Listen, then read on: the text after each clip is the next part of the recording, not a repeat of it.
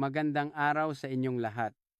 Mayroon akong ibabahaging isang kwentong makapagpapabago sa ating pananaw. Isipin nyo ito, isang lola na naninirahan sa isang liblib na kabundukan sa Cordillera ay konektado sa buong mundo gamit ang YouTube. Ang isang pelikula sa Netflix ay nada-download sa loob lamang ng 3 segundo. Ang mga dokumento mula sa gobyerno ay nakukuha sa loob ng 30 segundo. Isang brand ng instant pancit canton ang kumita ng 225 bilyong piso, tinalo ang mga sikat na produktong dayuhan.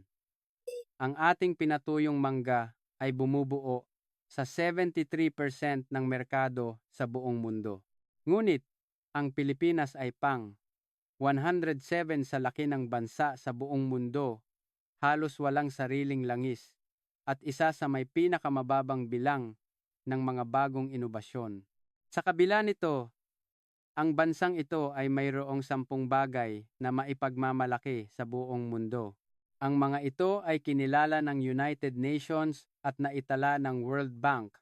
Mula sa mga microchip hanggang sa isang piraso ng pinatuyong mangga, ibubunyag natin ngayon ang mga kamangha-manghang kwento sa likod nito.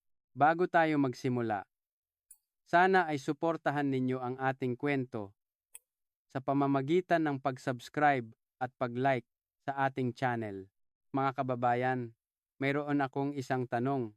Alam nyo ba kung ilang bagay ang maipagmamalaki ng Pilipinas bilang numero 1 sa mundo? Marahil ang naiisip ninyo ay ang ating mga BPO o ang ating mga magagaling na seaman. Ngayon, 10 bagay ang ating tatalakayin. Ngunit bago iyon, tingnan muna natin ang kalagayan ng ating bansa. Ang ating sukat ay pang 107 sa buong mundo. Sa G20, ang samahan ng 20 pinakamalalaking ekonomiya, tayo ay isa sa may pinakamaliit na lupain. Ang United Kingdom ay doble ang laki sa atin, at ang Russia ay 170 beses na mas malaki. Kumusta naman ang ating likas na yaman? Ayon sa U.S. Energy Information Administration, halos zero ang ating produksyon ng langis at natural gas. Sa G20, tayo ang nasa pinakahuli sa parehong aspeto. Ang ating birth rate, ito ay bumababa rin. Kung susumahin, maliit ang ating lupain, kulang sa likas na yaman, at bumababa ang populasyon. Isang tripling hamon, di ba? Ngunit dito nagkakaroon ng isang kababalaghan. Sa kabila ng 3 hamon na ito, ang pera na ginugugol ng bansang ito para sa paglikha ng bagong teknolohiya o ang research and development R&D investment ratio ay numero 1 sa G20. Ang ating credit rating ay nasa pagitan ng Amerika at United Kingdom. Paano nangyari ito? Maliit ang lupain ngunit numero 1 sa pamumuhunan sa teknolohiya. Zero ang likas na yaman ngunit pang-6 sa pag-export sa buong mundo. Ano ang sikreto sa likod nito? Noong Disyembre 29, 2025, 2:03 ng hapon, ang halaga ng export ng Pilipinas ay lumampas sa 105 trilyong piso. Naungusan natin ang France at naging pang-6 sa buong mundo. Kasunod ng Amerika, Germany, China, at Netherlands. Ano ba ang France? Isang bansa na may 58 milyong populasyon at 6 na beses na mas malaki kaysa sa Pilipinas. Kilala sila sa kanilang alak, luxury brands, at turismo, ngunit nalampasan natin sila. Ito ay isang record na nakamit sa loob ng 17 taon mula nang maitatag ang ating gobyerno noong 1948. Ano ba ang ginagawa ng maliit na bansang ito para makabenta ng ganito kalaki? Mula sa mga semiconductor hanggang sa instant noodles, mula sa mga missile hanggang sa mga teleserye, mula sa mga planta ng kuryente hanggang sa isang piraso ng nori. Ngayon, isa-isa nating ilalahad ang mga ito. Hindi lamang mga numero ang ating pag-uusapan ngayon. Sasamahan nating ito ng mga kwento ng mga taong nasa likod ng mga numerong ito, ang mga bagay na nilikha ng inyong mga anak, at kung paano nito binago ang ating buhay. Magsimula na tayo. Una, memory semiconductors. Ito ay isang sigurado at di matatawarang world number one. Habang pinapanood ninyo ang video na ito sa cellphone man, computer, o TV, para gumana ang screen, kailangan ito ng isang memory storage device. Ito ay mahalaga para mag-save ng mga litrato, mag-install ng apps, at mag-play ng mga video. Ito ay tinatawag na memory semiconductor. Ang memory sa loob ng screen na inyong tinitingnan ay may 68% na tsansang gawa ng isang kumpanyang Pilipino. Mahigit 2/3 ng memory semiconductors sa buong mundo ay gawa ng mga kumpanya sa Pilipinas. Ang pangatlong pwesto, ang Micron ng Amerika, ay may 24% lamang, kaya napakalaki ng ating agwat. Ngunit hindi lang iyan. Madalas nating marinig ang salitang AI, tulad ng ChatGPT o self-driving cars. Para paganahin ang mga artificial intelligence na ito, kailangan ng isang espesyal na ultra high-speed memory, hindi isang ordinaryong memory. Ito ay tinatawag na HBM. Sa madaling salita, ito ay isang espesyal na device na 100 beses na mas mabilis kaysa sa utak ng isang computer. Sa HBM market na ito, ang pinagsama-samang mga kumpanya ng Pilipinas ay kumokontrol sa mahigit 80% ng merkado. May mga prediction pa na ang susunod na henerasyon ng HBM4 ay aabot sa 90%. Ano ang ibig sabihin nito? May isang kumpanya sa Amerika na tinatawag na Nvidia, ang hari ng AI semiconductors. Ang Pilipinas ang gumagawa ng ultra high-speed memory na ginagamit ng Nvidia. Kumbaga, ang panday na gumagawa ng espada para sa hari ay isang Pilipino. Kung hihinto ang mga kumpanyang Pilipino, titigil ang buong AI sa mundo. Hindi ito eksaherasyon. Tingnan natin ang mga numero.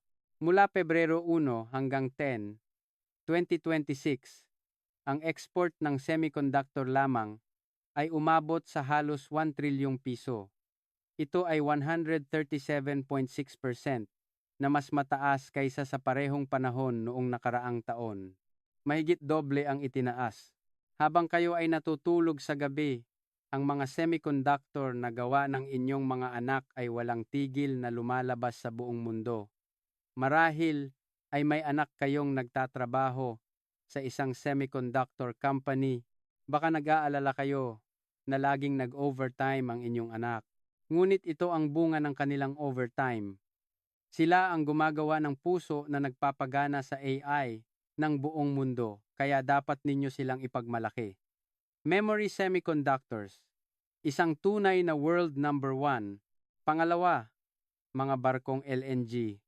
Mayroon ba kayong natural gas sa inyong mga tahanan? Ginagamit nyo ba ito para magpainit ng tubig sa taglamig? Alam nyo ba kung saan nanggagaling ang gas na iyon? Ito ay dinadala mula sa Middle East o Australia sa pamamagitan ng barko. Isang espesyal na barko na nagdadala ng gas sa pamamagitan ng pag-freeze nito sa 163 degrees Celsius para maging likido. Ito ang LNG ship. Ang dahilan kung bakit mahirap gawin ang barkong ito ay dahil kailangan gumawa ng isang espesyal na tangke na hindi tatagas sa ilamban 63 degrees. Kung may tumagas na gas sa isang hinang, maaaring sumabog ang barko. Isang teknolohiya na hindi pinapayagan kahit ang siwang na kasinliit ng isang hibla ng buhok. Alam nyo ba kung gaano kalaki ang barkong ito? Ang haba ng isang barko ay 300 hanggang 5 na lang metro, kasing haba ng 4 na basketball court na pinagdugtong-dugtong. Ang bawat sulok ng dambuhalang barkong ito, ang libu-libong hinang, ay dapat perpekto. Sa LNG market na ito, sa 37 barko na in-order noong 2025, 32 nakuha ng Pilipinas. Ito ay 86.5%. Ibig sabihin, Halos walang ibang lugar na makakagawa ng barkong ito ng maayos kundi sa mga shipyard ng Pilipinas. Mayroon akong isang pag-amin. Kung titingnan ang kabuuang bilang ng mga barkong na order, ang China ang numero 1 at ang Pilipinas ang pangalawa. Ito ay dahil kinukuha ng China ang malaking volume sa pamamagitan ng mababang presyo. Ngunit may isang malaking pagkakaiba. Ang value added sa bawat barkong ginagawa ng Pilipinas ay higit sa doble ng sa China kung ikukumpara. Kung ang China ay nagbebenta ng maraming mumurahing sasakyan, ang Pilipinas naman ay gumagawa at nagbebenta lamang ng mga pinakamahal at pinakamahirap gawin na luxury cars. Ang export ng shipbuilding ay inaasahang aabot sa pinakamataas na record. May gusto akong ikwento. Noong 1970s, nang unang nagsimula ang Pilipinas sa paggawa ng barko, dumating ang mga inhinyerong British. Alam nyo ba ang sinabi nila? Aabutin kayo ng 100 taon. Sino ang nasa Genpao noon? Ang mga kasing edad ninyo. Ang mga taong gumigising ng maaga at nagtitiis sa init ng welding habang nakasuot ng mga damit na puno ng butas. Ang mga taong nagkakasugat ang mga kamay, nanlalabo ang mga mata, at nananakit ang likod, ngunit hindi umalis sa kanilang pwesto. 50 taon ang lumipas. Ang Pilipinas ay naging bansa na gumagawa ng pinakamahal at pinakamahirap gawin na mga barko sa buong mundo. Ang sinabi nilang aabutin ng 100 taon ay nagawa ng inyong henerasyon sa wala pang kalahating panahon. Ang dahilan kung bakit mainit ang inyong tubig sa bahay ay dahil 86% ng mga barkong nagdala ng gas na iyon ay gawa sa Pilipinas. Kung titigil ang Pilipinas, titigil din ang AI at hindi maihahatid ang gas. Iyan ang posisyon ng Pilipinas ngayon. Pangatlo at pang-apat, pagsasamahin natin. Ang pagkakatulad ng mga kwentong ito ay kung paano ginawang mas maginhawa ng teknolohiya ang ating pang-araw-araw na buhay. Mayroon ba kayong mga kamag-anak na nakatira sa probinsya, sa Bicol man, sa Mindanao, o sa isang liblib na lugar sa kabundukan, ngayon ay maayos na ang panonood ng YouTube doon, di ba? Hindi na napuputol ang video call nyo sa inyong mga apo, di ba? Hindi ito isang bagay na dapat ipagwalang bahala. Noong Abril 3, 2019, ang Pilipinas ang unang bansa sa mundo na nag-commercialize ng 5G. Mas nauna tayo ng ilang oras kaysa sa Amerika. Ngayon, ang personal mobile speed ng Pilipinas ay numero 1 sa mundo. Ito ay isang katotohanang kinumpirma ng OpenSignal, isang market research firm sa UK. Ang penetration rate ay mahigit 8 sa bawat 10 Pilipino ang gumagamit ng 5G at ang national population coverage ay umabot sa 97%. Ano ang ibig sabihin ng 97%? Ibig sabihin, kahit sa isang baryo na may 50 tao sa kabundukan ng Sierra Madre, may 5G. Pareho ang bilis ng internet sa gitna ng Bonifacio Global City at sa isang liblib na bundok. Sa katunayan, isang 72 taong gulang na lola ang nagla-livestream sa YouTube mula sa isang liblib na bundok. Itinuturo niya sa buong mundo kung paano gumawa ng atsara sa 4K quality. May mga nagko-comment mula sa France at Amerika ng real time. Sabi niya, hindi niya pa naranasan ang loading sign. Ang internet na napuputol sa subway ng Manhattan, New York, ay hindi napuputol sa isang liblib na bundok sa Pilipinas. Isang bansa kung saan ang lola na nakatira sa Maynila at ang lola na nakatira sa probinsya ay konektado sa mundo sa parehong bilis. Isang bansa na hindi iniiwan ang sinuman, anuman ang edad o tinitirhan. Iyan ang Pilipinas. Sunod, e-government. Narinig nyo na ba ang tungkol sa PhilSys, National ID System, Birth Certificate, NBI Clearance, business registration. Sa isang smartphone lang at ilang click, pwede mo nang i-print lahat sa bahay. Kung pupunta ka sa isang kiosk sa mall, ilagay mo lang ang iyong national ID, pindutin ang screen ng ilang beses, at lalabas na ang dokumento. 30 segundo lang, tapos na. Mukha bang ordinaryo ito? Sa Amerika, para makakuha ng isang kaparehong dokumento, aabutin ka ng hindi bababa sa 1 linggo. Kailangan mong pumila, kailangan mong maghintay ng staff sa mga opisina ng gobyerno sa Pilipinas. Kahit ngayon, gumagamit pa rin sila ng fax at kailangan ng pirma sa bawat dokumento. Sa Pilipinas, kahit 2:00 ng madaling araw, sa isang smartphone lang, posible na ang lahat ng transaksyon sa gobyerno. Sa e-Government Development Index ng UN, ang Pilipinas ay nasa pinakamataas na ranggo sa loob ng mahigit 15 taon mula noong 2010. Sa Global Innovation Index ng WIPO, numero 1 rin tayo sa kategorya ng online services ng gobyerno. Isang taong nanirahan sa Amerika ng 30 taon at bumalik sa Pilipinas ang nagsabi nito. Sa Amerika, inaabot ako ng 1 araw para makakuha ng isang dokumento, pero sa Pilipinas, 30 segundo lang. Hindi lang ito papel, ito ay oras. Isang bansang nagbabalik ng oras sa kanyang mga mamamayan. Pag-isipan ninyong mabuti, ang pag-book ng appointment sa ospital ay sa app, ang mga transaksyon sa bangko ay sa app, at ang in-order mong package ay nasa pintuan mo na kinabukasan.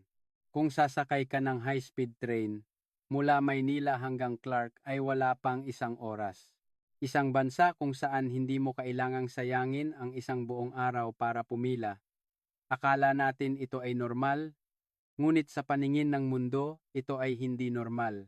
Pang-4, robot density. Ano ang robot density?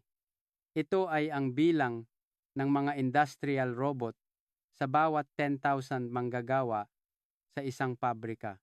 Ayon sa International Federation of Robotics, ang Pilipinas ay numero 1 sa mundo na may 1,102 robot bawat 10,000 manggagawa. Ang world average ay 162, kaya halos 7 beses tayo mas mataas. Kung pupunta ka sa isang pabrika ng semiconductor o sasakyan sa Pilipinas, mas marami pa ang robot kaysa sa tao. Ang mga braso ng robot ay walang tigil na kumukuha ng mga pyesa at ang mga mapanganib na trabaho tulad ng welding ay ginagawa na ng mga robot. Ang mga tao ay nakakapagtrabaho na sa mas ligtas na lugar. Sa katunayan, may isang kaso sa isang pabrika ng sasakyan kung saan isang bakal na plaka ang nahulog at isang safety robot ang nagtulak sa isang manggagawa para iligtas ang kanyang buhay. Isang robot ang nagligtas ng buhay ng isang tao. May isang mahalagang konteksto dito. Nabanggit ko kanina na ang ating birth rate ay 1.26. Bumababa ang populasyon. Nag-aalala ba kayo na baka sa huli ay gumuho ang lahat dahil wala ng mga taong magtatrabaho? Ngunit ang Pilipinas ay sinusubukang lampasan ang krisis na ito sa pamamagitan ng teknolohiya. Dahil naging mahalaga ang bawat tao, ang mga robot at AI ang ginagamit na estratehiya para punan ang kakulangan. Alam nyo ba kung ano ang sinabi ng Forbes magazine tungkol dito? Tinawag nila itong robot revolution. Sabi nila, sa halip na maupo at magreklamo na kulang ang tao, binago ng Pilipinas ang mismong paraan ng pag-iisip. Ang pagtingin sa krisis hindi bilang isang krisis lamang, kundi bilang isang pagkakataon. Ito ang laging ginagawa ng Pilipinas. Kung susumahin, kahit sa isang liblib na lugar, hindi napuputol ang video call sa apo. Hindi mo kailangang sayangin ang 1 araw para sa isang dokumento at ang mga mapanganib na trabaho sa pabrika ay ginagawa na ng mga robot. Sa loob ng 3 segundo, nakaka-download ka ng pelikula. Sa loob ng 30 segundo, nakukuha mo ang dokumento ng gobyerno at sa mga pabrika, pinoprotektahan ng mga robot ang buhay ng mga tao. Ang Pilipinas ay isang bansang nagbabalik ng oras at kaligtasan sa kanyang mga mamamayan. Panglima, mga planta ng nuclear power. Kapag sinabing nuclear power, medyo komplikado pakinggan, di ba? Ngunit ito ay isang usaping napakalapit sa ating buhay. May kuryente kayo sa inyong mga tahanan, di ba? Ang TV na pinapanood ninyo ngayon, ang electric fan na gamit ninyo sa tag-init, ang ref, ang washing machine. 31.7% ng kuryenteng iyan ay galing sa nuclear power. Halos 1/4 ng kuryente sa ating mga tahanan. Alam nyo ba kung ilang bansa sa mundo ang may kakayahang magtayo ng nuclear power plant? 6 lang. Pilipinas, Amerika, France, Russia, China, at Canada. Sa 193 na bansa, 6 lang ang may kakayahang gawin ito. Ito ay kasing hirap ng paglulunsad ng isang rocket. Ang pagtatayo ng isang nuclear plant ay karaniwang nagkakahalaga ng ilang trilyong piso. Ngunit, kahit parehong nuclear plant, magkakaiba ang gastos sa bawat bansa. Isipin ninyo ang pagpapatayo ng isang kondominium. Para sa parehong laki ng kondo, isang construction company ang humihingi ng 100 milyong piso, habang ang isa naman ay 11 milyon lang. Pareho ang earthquake-proof design, pareho ang finishing materials, at pareho ang warranty. Alin ang pipiliin ninyo? Siyempre, ang 50 milyon. Ganun din sa nuclear power. May paraan para ikumpara ang gastos sa pag-generate ng kuryente. Sa madaling salita, ito ay parang isang report card na nag-evaluate sa cost performance ng isang nuclear plant. Kung mas mababa ang puntos, mas mura at mas mahusay ang pagkakagawa. Ang Pilipinas ay may 43.4 puntos, ang France ay 80.7 puntos, at ang Amerika ay 85.5 puntos. Kung ikukumpara natin ito sa pamimili, para sa parehong repolyo, sa palengke sa France kailangan mong magbayad ng 8 piso, sa Amerika naman ay 8 piso. Ngunit kung pupunta ka sa palengke sa Pilipinas, 5 piso lang at ang kalidad ng repolyo ay pareho. Kung hindi man mas sariwa pa ang sa Pilipinas, saan kayo bibili? Ngayon, ang buong mundo ay gumagawa ng kalkulasyong ito. Parehong nuclear plant, pero kalahati lang ang presyo kung ang Pilipinas ang gagawa, at mas maganda pa ang kalidad. Ito ang dahilan kung bakit pumipila ang mundo para sa mga nuclear plant ng Pilipinas. Kaya naman, wala tayong choice kundi makuha ang mga kontrata. Noong Hulyo 2024, ang Czech Republic, isang bansa sa gitna ng Europa, ay nag-anunsyo na magtatayo sila ng bagong nuclear plant. Sumali sa bidding ang France, ang tinaguriang ninuno ng nuclear power. Naglaban ang France at Pilipinas.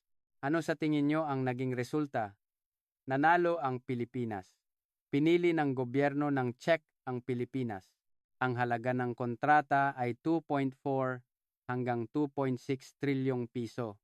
Mag-export tayo ng 2 Philippine-type nuclear plants. Hindi ito ang unang beses. Bago nito, ang Pilipinas din ang nagtayo ng nuclear plant sa UAE. Sa gitna ng disyerto, kung saan umaabot sa 50 degrees Celsius ang temperatura, pumasok ang mga inhinyerong Pilipino at nagtayo ng nuclear plant. Kasama na ang Czech, ito na ang pangalawang beses na nag-export tayo. Kailangan nating tingnan ang mas malaking larawan. Sa kasalukuyan, 90% ng mga bagong nuclear plant sa mundo ay ginagawa ng Russia at China. Ngunit kung ilalagay ninyo ang inyong sarili sa posisyon ng mga bansang kanluranin tulad ng Amerika o Europa, Ipagkakatiwala nyo ba ang nuclear plant na magbibigay ng kuryente sa inyong bansa, sa Russia o sa China? Mahirap gamitin dahil sa mga issue sa seguridad. Kaya naman, ang tanging cost-effective na nuclear plant na mapagkakatiwalaan ng mga bansang kanluranin ay halos sa Pilipinas na lamang. Isang istruktura kung saan tiyak na dadami pa ang mga order sa hinaharap.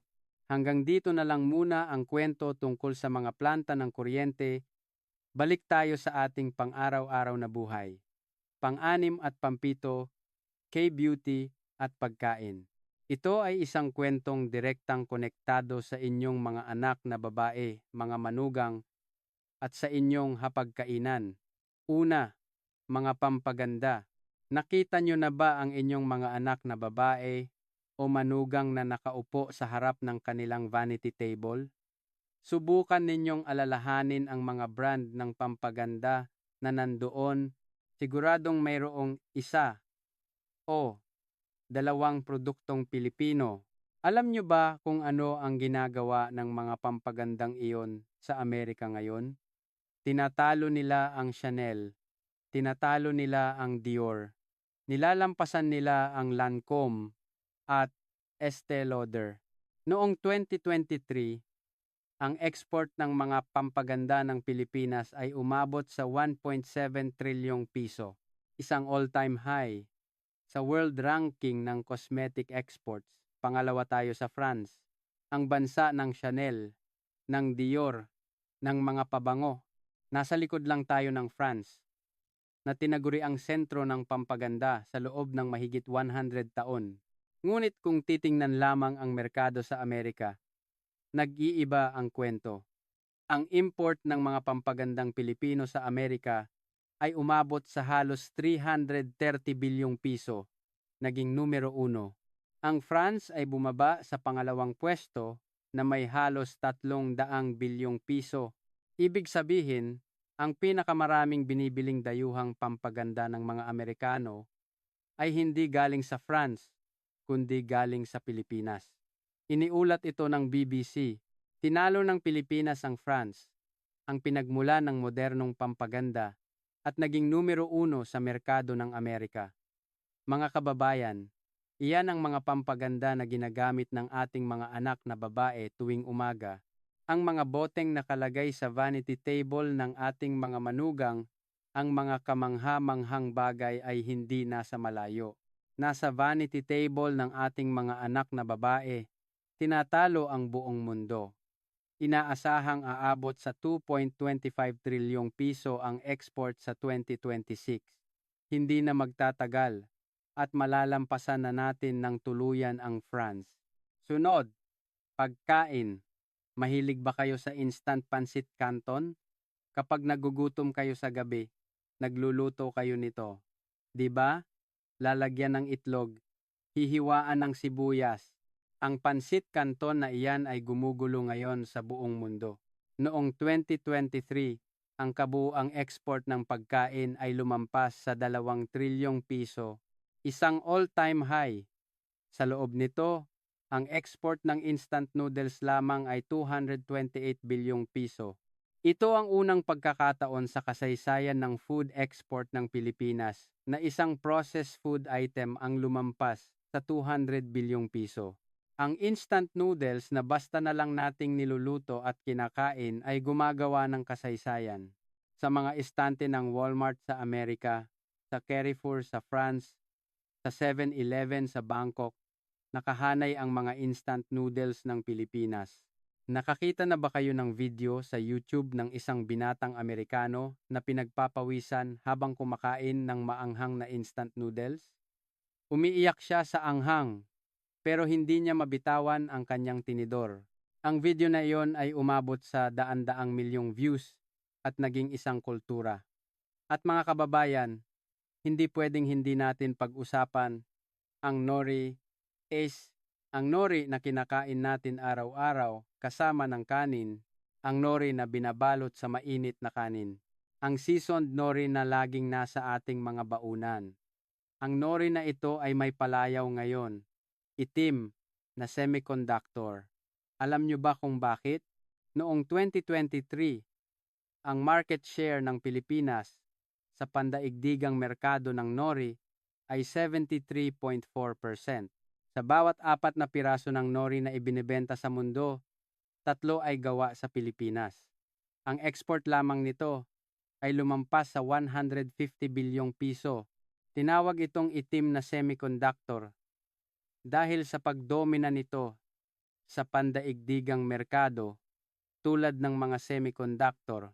Itinakda ng Department of Agriculture ang target na 75% market share at 225 bilyong piso na export sa 2030.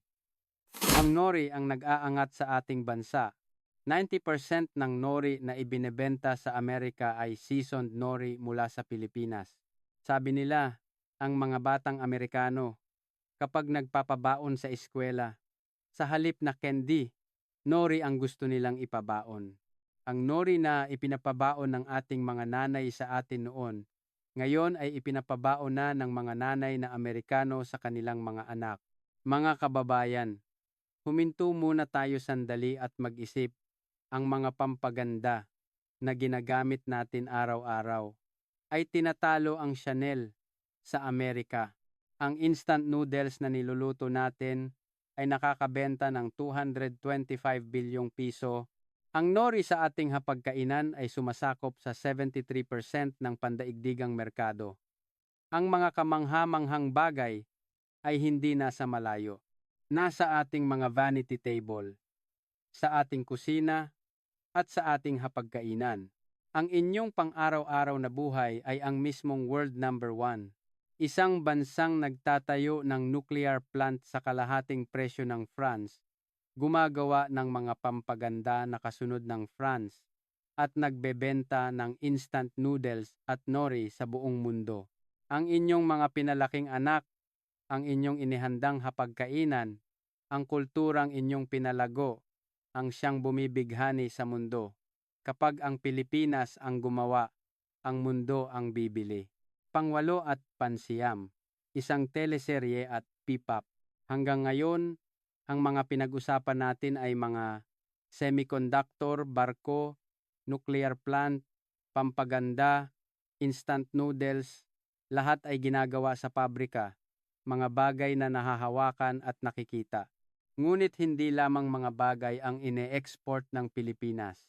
Ngayon, pag-uusapan natin ang isang kwento kung saan binighani natin ang mundo sa pamamagitan ng pagbebenta ng mga bagay na hindi nakikita. Sinasabi ng inyong mga apo na nanonood sila ng Netflix. Di ba? Nanonood ba kayo kasama nila sa sala? Narinig nyo na ba ang Maria Clara at Ibarra? Malamang narinig nyo na ang pangalan, di ba?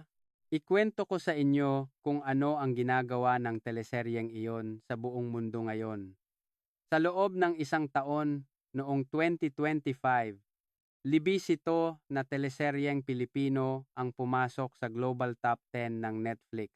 17 serye. Sa Netflix, may mga serye mula sa Amerika, UK, Spain, Japan at iba pang bansa. Sa lahat ng ito, 17 seryeng Pilipino ang napabilang sa Global Top 10. Alam nyo ba kung gaano katagal ang pinagsama-samang panonood ng 17 seryeng ito? 2.2 bilyong oras. Ang Maria Clara at Ibarra Season 1 at Season 2 ay umabot sa 338.4 milyong views. Ito ang numero 1 sa kasaysayan ng non-English series. Ibig sabihin, sa mga gawang hindi sa wikang Ingles, ang teleseryeng Pilipino ang pinakapinanood ng mga tao sa buong mundo. Hindi lang Maria Clara at Ibarra. Mayroon ding isang animated film na tinatawag na In This Corner of the World, na ang setting ay isang probinsya sa Pilipinas. Pinili ito ng Time Magazine ng Amerika bilang Best Filipino Content of 2025. Ang pinaka-prestihiyosong magazine sa Amerika ang pumili sa kwento ng isang probinsya sa Pilipinas bilang pinakamaganda sa taon. Ang damdaming Pilipino, ang pagmamahal sa pamilya, ang kabutihang loob ng mga Pilipino ay tumagos sa mga subtitle at umabot sa puso ng mga manonood sa buong mundo. Mga kababayan, hindi ito Ingles, kundi Filipino. Kahit na kailangan nilang magbasa ng subtitle, nahuhumaling ang mga tao sa buong mundo. Bakit kaya? Dahil mayroong seswatu sa mga teleseryeng Pilipino. Ang puso ng isang magulang na nagsasakripisyo para sa anak, ang pagtulong sa isa't isa sa oras ng kahirapan, ang katatagan na hindi sumusuko. Ito ang mga bagay na inyong ipinakita sa inyong mga anak habang kayo ay nabubuhay, di ba?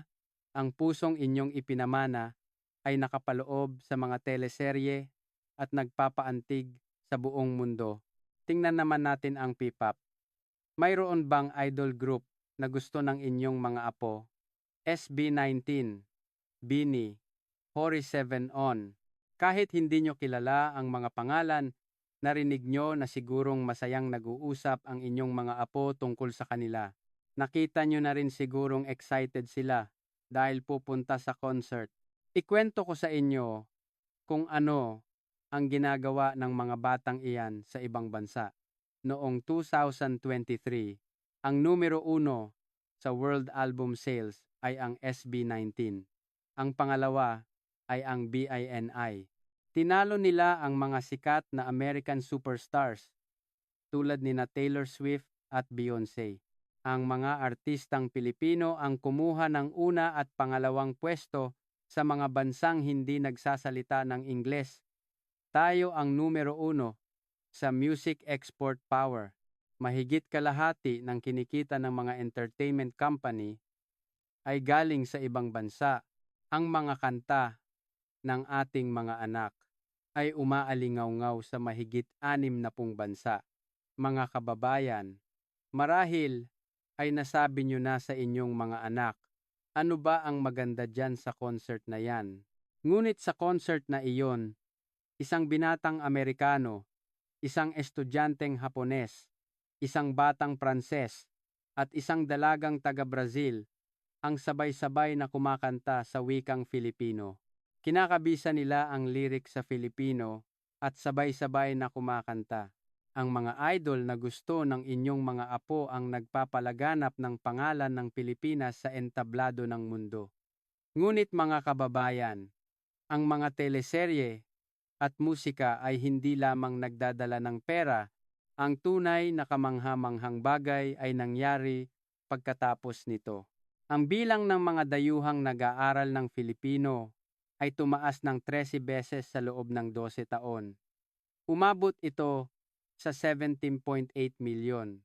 7.8 milyong tao ang nag-aaral ng mga letrang nilikha ng ating mga ninuno. May isang record sa isang high school sa France kung saan lahat ng Ain-an-an na estudyante ay nag-enroll sa klase ng Filipino. Sa France yan. Ang bansang may pinakamataas na pagmamalaki sa kanilang wika. Ang 600 na estudyante sa bansang iyon ay nag-aaral kung paano sabihin ang magandang umaga, sinusulat ang mahal kita sa baybayin. Mga kababayan, tinuruan nyo ang inyong mga anak ng abakada, di ba?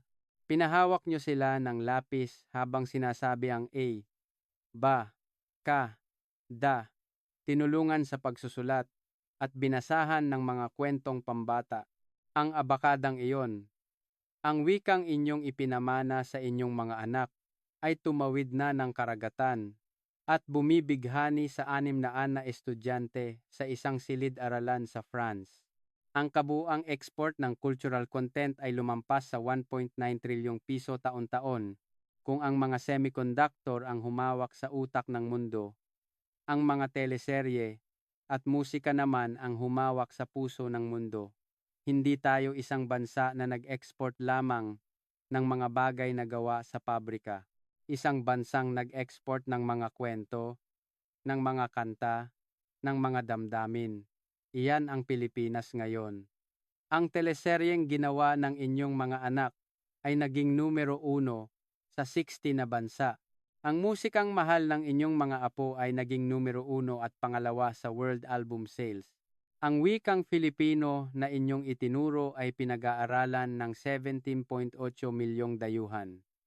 Hindi tayo isang bansa na magaling lang sa semiconductors at barko. Isang bansang nagpapaantig sa puso ng mundo.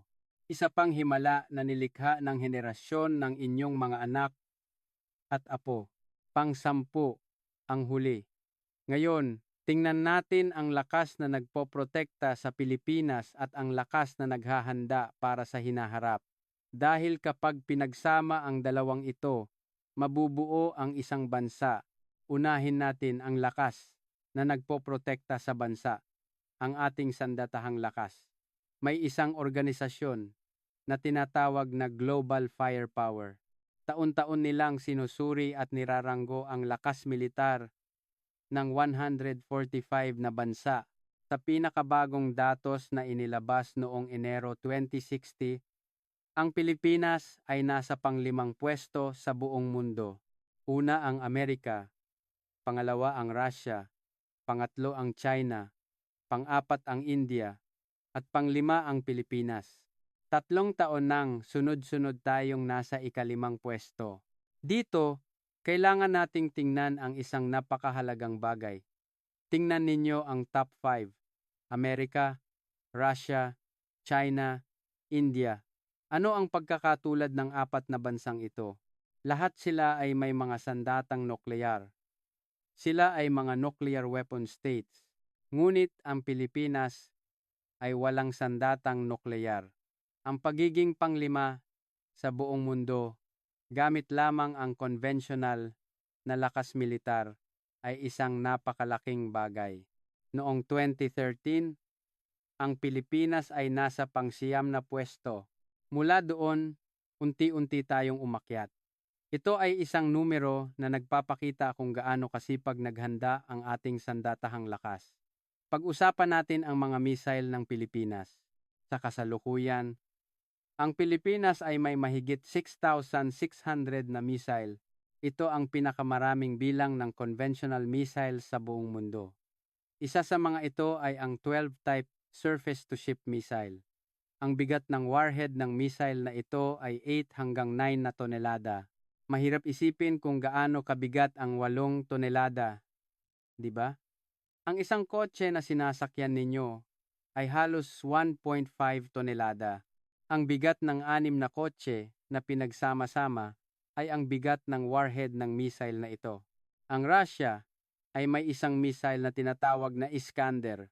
Ito ang ipinagmamalaking pinakabagong missile ng Russia, ngunit ang warhead nito ay halos 0.7 tonelada lamang. Mahigit 10 beses na mas mabigat ang sa atin. Ang pinakamabigat na conventional warhead missile sa buong mundo ay pag-aari ng Pilipinas. Ang teknolohiyang ito ay hindi lumitaw sa isang gabi. Noong 1974, ang unang missile na ginawa ng Pilipinas ay ang Type 74 anti-tank missile. Isang maliit na missile na may range na 26 hanggang 160 kilometro. Mula doon, sa loob ng halos 50 taon, unti-unti nating binuo ito. Mula sa mga unang missile hanggang sa pinakabagong modelo, ito ay resulta ng dekada-dekadang pagsisikap ng ating mga mananaliksik. Mga kababayan, ang ating mga anak na lalaki ay nagsisilbi sa militar, di ba? Mahirap sigurong pinagdaanan nila. Malamig sa tag-ulan, mainit sa tag-araw, nangungulila sa pamilya, nangungulila sa pagkain. Ngunit, ang sandatahang lakas na iyon ay isa na sa pinakamalakas sa buong mundo. Ang sandatahang lakas na pinagsilbihan ng inyong anak ang nagpoprotekta sa mundo ng walang anumang sandatang nuklear. Marahil ay pwede ninyong pasalamatan ang inyong anak. Kailangan din nating pag-usapan ang export ng defense industry. Noong 2025, ang export ng defense equipment ay umabot sa halos 1.2 trilyong piso, isang all-time high. Nag-export tayo ng mga tangke at self-propelled howitzers. Ang self-propelled howitzer ay isang armored vehicle na kayang gumalaw at bumaril ng mag-isa. Ang K9 na ito, ang pinakamabentang produkto sa pandaigdigang merkado ng self-propelled howitzer ngayon.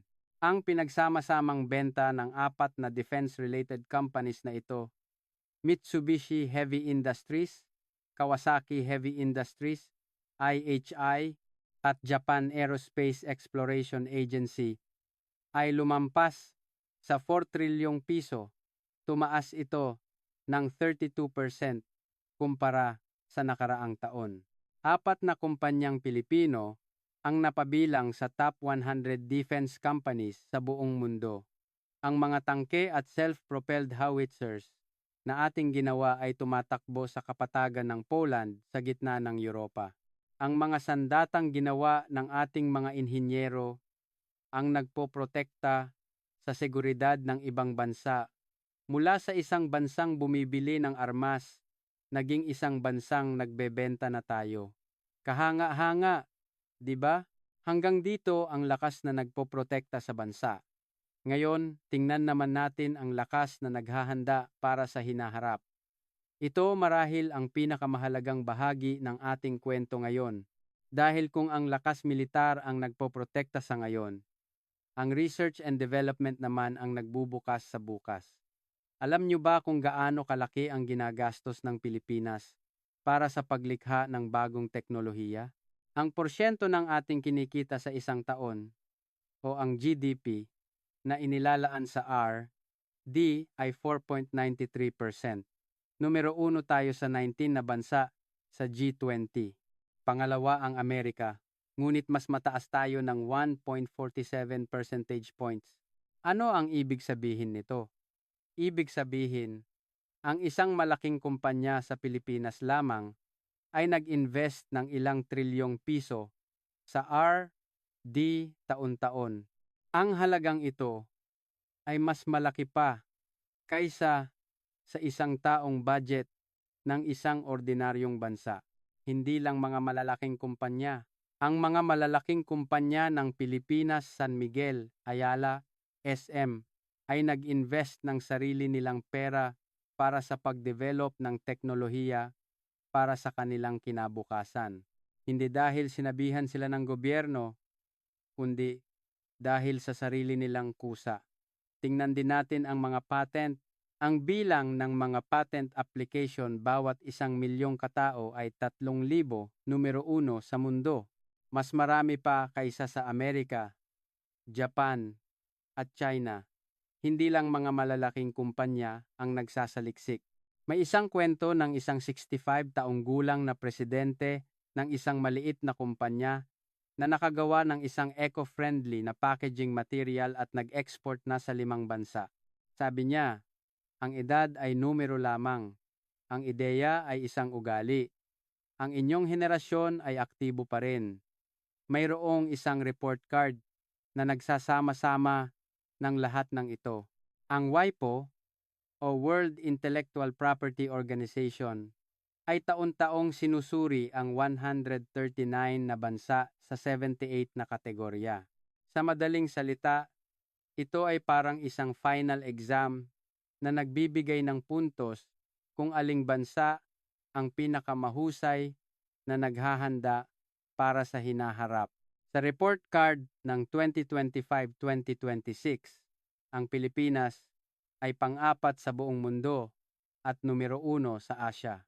Ang ating puntos ay 60. Ang nasa ika-5 pwesto ay ang Singapore na may 59.9 puntos. Tinalo natin sila ng 0.1 puntos. Alam nyo ba kung gaano kahusay ang Singapore? Mas maliit pa ito sa Metro Manila at may populasyon lamang na 5.6 million. Ngunit isa ito sa mga pinakamayamang bansa sa mundo. Isang matalinong bansa kung saan inilalagay ng mga kumpanya sa buong mundo ang kanilang Asian headquarters. Tinalo natin ang bansang iyon. Ang South Korea, pang 12. 8 pwesto ang layo sa atin. Noong 1970s at 80s, ang mga kumpanya ng Pilipinas ay pumupunta sa Japan para matuto ng teknolohiya ng Sony at bumisita sa mga pabrika ng Toyota. Ang bansang naging guro natin noon ay 8 pwesto na ngayon sa ibaba natin. Ang China ay pang 12. Kahit na may 1.4 bilyong populasyon at nag-invest ng napakalaking pera, hindi pa rin nila maabutan ang Pilipinas. At noong Oktubre 2025, nagpasya ang gobyerno ng Pilipinas. Itinaas nila ang Intellectual Property Office sa antas ng isang ministeryo. Isang deklarasyon na poprotektahan at palalaguin nila ang teknolohiya at mga ideya sa pambansang antas. Nang marinig ang balitang ito, ang Director General ng WIPO mismo ang lumipad papuntang Maynila. Ang pinuno ng intellectual property sa buong mundo. Pagdating niya sa Maynila, sinabi niya, ang pagtatatag ng Pilipinas ng isang intellectual property ministry ay isang makasaysayang pangyayari sa innovation ecosystem ng mundo. Siya mismo ang pumunta at kumilala. Ang mga salitang hindi niya sinabi sa ibang bansa ay sinabi niya sa Pilipinas. Lalo na sa report card na ito, may isang kategorya na tinatawag na Human Capital and Research. Sa madaling salita, ito ay isang item na sumusuri sa kakayahan ng mga tao sa isang bansa. 7 taon ng sunod-sunod na numero 1 ang Pilipinas sa kategoryang ito. Mula 2019 hanggang 2025, hindi natin binitawan ang unang pwesto. Ito ay kasing hirap ng pagkapanalo ng 7 sunod-sunod na kampyonato sa Olympics. Ibig sabihin, ang kakayahan ng ating mga tao ay numero 1 sa mundo. Mga kababayan, i-summarize natin. Pinapanatili natin ang ating lakas militar na pang-5 sa mundo ng walang sandatang nuklear. Ang ating pinakabagong missile ay may pinakamabigat na conventional warhead sa buong mundo. Ang export ng defense equipment ay umabot sa all-time high. Ang R&D investment ay numero 1 sa G20.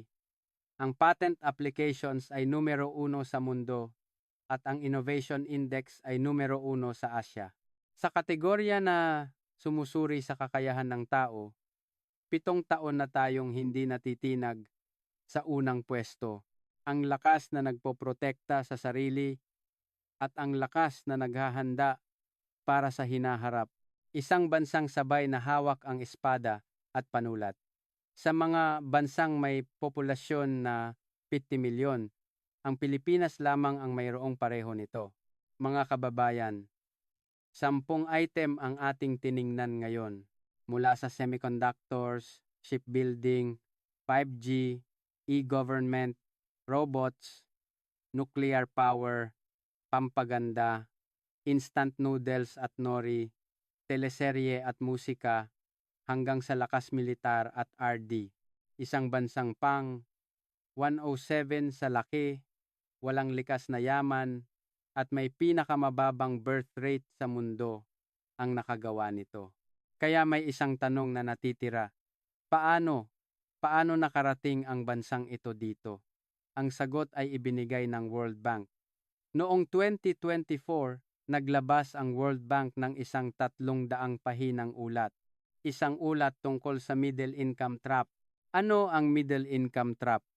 Ito ay isang phenomenon kung saan ang isang umuunlad na bansa, matapos umabot sa isang tiyak na antas ng pag-unlad, ay hindi na makausad pa. Halimbawa, noong nag-aaral tayo, may mga estudyante sa klase na nasa gitna lang ang grado, di ba? Nag-aral sila ng mabuti at umabot sa gitna, pero hindi na sila makapasok sa top tier. Kailangan nilang baguhin ang kanilang paraan ng pag-aaral, pero hindi nila magawa. Ganon din ang mga bansa. Tumaas na ang sahod, pero ang teknolohiya ay hindi pa umabot sa antas ng mga mauunlad na bansa. Kaya mataas ang sahod para magbenta ng murang produkto at kulang naman ang kalidad para magbenta ng mamahaling produkto. Naiipit sila sa isang alanganing sitwasyon. Sa kasalukuyan, 108 na bansa ang nasa bitag na ito. 75% ng populasyon ng mundo o halos 6 na bilyong tao ang naninirahan sa loob ng bitag na ito. Nagbabala ang World Bank.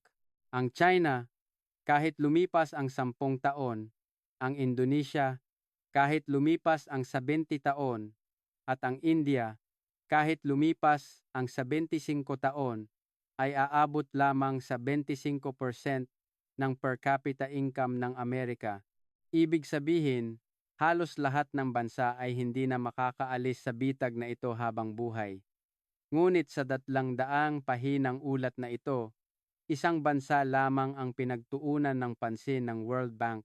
May mga kaso tulad ng Saudi Arabia na kumikita ng malaki sa langis, Chile na umangat sa gitna dahil sa pagbebenta ng tanso, at Poland na umunlad sa tulong ng European Union. Ngunit sinabi nila na may isang bansa lamang sa 108 na bansa na ganap na naging isang maunlad na bansa sa sarili nitong lakas at nakatanggap ng diploma, ang Pilipinas. Ang tanging graduate, sinuri ng World Bank kung paano nag-graduate ang Pilipinas sa 3 yugto. Unang yugto, pag-iipon ng puhunan. Naaalala nyo ba ang 1965? Sa pamamagitan ng isang kasunduan sa Japan, nakatanggap tayo ng 500 milyong dolyar na tulong pang-ekonomiya. Ginamit natin ang perang iyon para magtayo ng mga pabrika ng bakal at mga dam. Itinayo natin ang gulugod ng bansa. At sa digmaang Vietnam, ang ating mga kabataan ay nagpunta sa malalayong larangan ng digmaan at kumita ng halos 5 bilyong dolyar sa loob ng 9 na taon. Isang puhunan na ipinaglaban ng buhay. Isang puhunang binuo ng pawis at dugo ng inyong henerasyon at ng henerasyon ng inyong mga magulang. Pangalawang yugto, pag-aaral ng teknolohiya. Alam nyo ba kung ano ang industriya ng sasakyan noong 1970s? Nag-assemble lang tayo ng mga piyesang ipinapadala ng Toyota at Ford. Isang assembly plant, isang antas, kung saan gumagawa tayo ng produkto ng iba gamit ang teknolohiya ng iba. Ngunit, hindi tumigil doon ang Pilipinas. Habang natututo tayo ng dayuhang teknolohiya, unti-unti nating ginawa itong sariling atin. At pangatlong yugto, dito nangyari ang isang mapagpasyang bagay. Alam nyo ba kung ano ang tawag ng World Bank sa yugtong ito? Self-destructive innovation. Ang pagsira sa lumang paraan para makalikha ng bago. Sinabihan ng gobyerno ang mga kumpanya ng sasakyan, dapat ninyong maabot ang 76% na localization rate ng mga piyesa. Kung hindi, babawiin namin ang inyong lisensya. Sa pag-assemble, itinulak sila sa pader. Sinabihan silang itigil na ang pag-asa sa mga dayuhang piyesa at komportableng pag-assemble. Isang sitwasyon kung saan maaari silang malugi anumang oras. Ano sa tingin nyo ang naging resulta? Sa loob lamang ng 1 taon at kalahati, nakagawa sila ng sarili nilang modelo, ang Pony. Ang isang bansang nag-assemble lang ng piyesa ng iba ay nakagawa ng sarili nilang sasakyan. 1 taon at kalahati, nagdrawing ng mga plano sa laboratorio, gumawa ng mga prototype hanggang madaling araw sa pabrika, at kapag nagkamali, uulitin. At sa gayon, isinilang ang isang sasakyan na may tatak na Republika ng Pilipinas. Mga kababayan, kilala nyo ang Brazil, di ba? Ang bansa ng samba at football. Ang lupain nila ay 18 times 5 beses na mas malaki kaysa sa Pilipinas. May langis sila, may iron ore, isang bansang mayaman sa likas na yaman. Ang Brazil na iyon ay nauna sa Pilipinas sa pagsisimula ng industriya ng sasakyan. Maaga silang nagsimula. Ngunit, hindi sila nakagawa ng sarili nilang modelo. Sinakop ng Volkswagen, Fiat, at Ford ang kanilang merkado at hanggang ngayon ang Brazil ay nasa middle income trap pa rin. Ang Pilipinas ay nag-graduate, ang Brazil ay naiwan. Ano ang pagkakaiba? Ang pagkakaroon o kawalan ng tapang na sirain ang luma at lumikha ng bago sa harap ng krisis Iyon lang ang pagkakaiba. Mga kababayan, sino ang nagtatrabaho sa mga pabrika noong panahon na ginagawa ang pony? Ang mga taong humahawak ng welding rod, nagpapaandar ng press machine, at nagpupuyat sa loob ng mga maingay na pabrika. Ang henerasyong nanonood ng video na ito ngayon, isinulat ng World Bank, ang pag-angat ng Pilipinas ay hindi lamang isang paglago ng ekonomiya, kundi isang pangyayaring nagpabago sa kapalaran ng isang bansa. Mga kababayan, pagdating dito, may isang bagay na dapat nating makita. Ang 10 world number 1 na pinag-usapan natin ngayon ay hindi mga hiwa-hiwalay na pangyayari. Lahat ay magkakaugnay. Ito ay bunga ng tatlong yugto ng pag-angat. Pag-iipon ng puhunan, pag-aaral ng teknolohiya, at paggawa nitong sariling atin. Ang bakal mula sa pabrika ay naging barko sa shipyard, ang teknolohiya ng semiconductor ay naging smartphone, at sa pamamagitan ng smartphone na iyon, nagsimula ang 5G, at sa ibabaw ng 5G, kumalat ang mga teleserye sa buong mundo. Isang bagay ang nagbunga ng kasunod na bagay, ngunit mayroon din akong dapat aminin. Ang birth rate na 1.26. Ito ang pinakamalaking alalahanin para sa hinaharap. Kung walang ipapanganak na mga bata, mababawasan ang mga taong magtatrabaho sa pabrika, lilikha ng teknolohiya sa laboratorio, at magpoprotekta sa bansa sa militar. Kung magpapabaya tayo, ang ating pagiging numero 1 ngayon ay hindi natin alam bukas. Ang paghabol ng China ay matindi, at ang digmaan sa teknolohiya ay lalo pang iinit. Ngunit mga kababayan, kailan ba sumuko ang bansang ito sa harap ng krisis? Noong 1953, ang per capita income ng bansang ito ay $67. Isa tayo sa mga pinakamahirap na bansa sa buong mundo. Sa panahong iyon, may mga taong tumayo sa lupaing ito, ang mga taong gumigising ng maaga sa shipyard at gumagawa ng barko habang nilalanghap ang amoy ng bakal. Ang mga taong hindi umuuwi ng daan-daang araw mula sa laboratorio at nakaupo sa harap ng mikroskop habang pinuputol ang mga semiconductor. Ang mga taong lumalabas sa bukid bago sumikat ang araw at umuuwi pagkatapos lumubog ang araw, hindi man lang makapag-unat ng likod para mapag-aral ang kanilang mga anak. Ang mga gurong nagtuturo sa mga bata habang naliligo sa alikabok ng tisa at nagpapalaki sa kinabukasan ng bansang ito. Ano ang naging bunga ng kanilang pagsisikap? Ang export na 100 trilyong piso, pang-anim sa buong mundo. Pinapagana natin ang AI ng buong mundo gamit ang mga semiconductor. Ang mga barkong ating ginawa ay naglalayag sa 30% ng karagatan ng mundo. Kahit sa liblib na lugar, may 5G at isang dokumento ay nakukuha sa loob ng 30 segundo. Sa mga pabrika, pinoprotektahan ng mga robot ang mga tao at nagtatayo tayo ng mga nuclear plant sa kalahating presyo at nag-export sa Europa. Ang teleseryeng ating ginawa ay naging numero 1 sa 60 na bansa. Ang instant noodles na ating ginawa ay nakabenta ng 225 bilyong piso. Ang nori sa ating hapagkainan ay sumasakop sa 73% ng mundo at ang pampagandang ating ginawa ay tinatalo ang France. Pinapanatili natin ang ating lakas militar na panglima sa mundo nang walang sandatang nuklear at ang ating R&D investment ay numero 1 sa G20 at itinala ng World Bank ang bansang ito bilang ang tanging bansa sa 108 na bansa na nakaalis sa middle income trap. Ang mga taong nag-angat sa isang bansang may $67 nakita sa isang bansang may 100 trilyong piso. Ang mga bida sa kwentong ito na tinawag ng World Bank na isang himala ay hindi mga kilalang tao. Kayo iyon na gumigising ng madaling araw para pumasok sa pabrika. Kayo iyon na pumupunta sa bukid at nagbabanat ng buto. Kayo iyon na nagluluto ng pagkain para sa inyong mga anak at naghahatid sa kanila sa eskwela. Ang Pilipinas ay isang bansang laging ginagawang pagkakataon ang krisis. Nalampasan natin ang abo ng digmaan, ang krisis sa langis, at ang pandemya. Kung matatalo tayo sa semiconductors, babangon tayo ulit.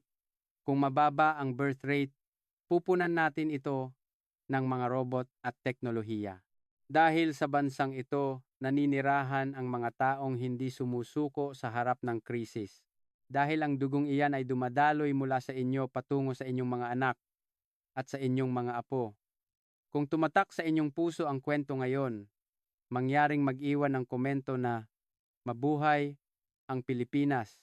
Maraming salamat po.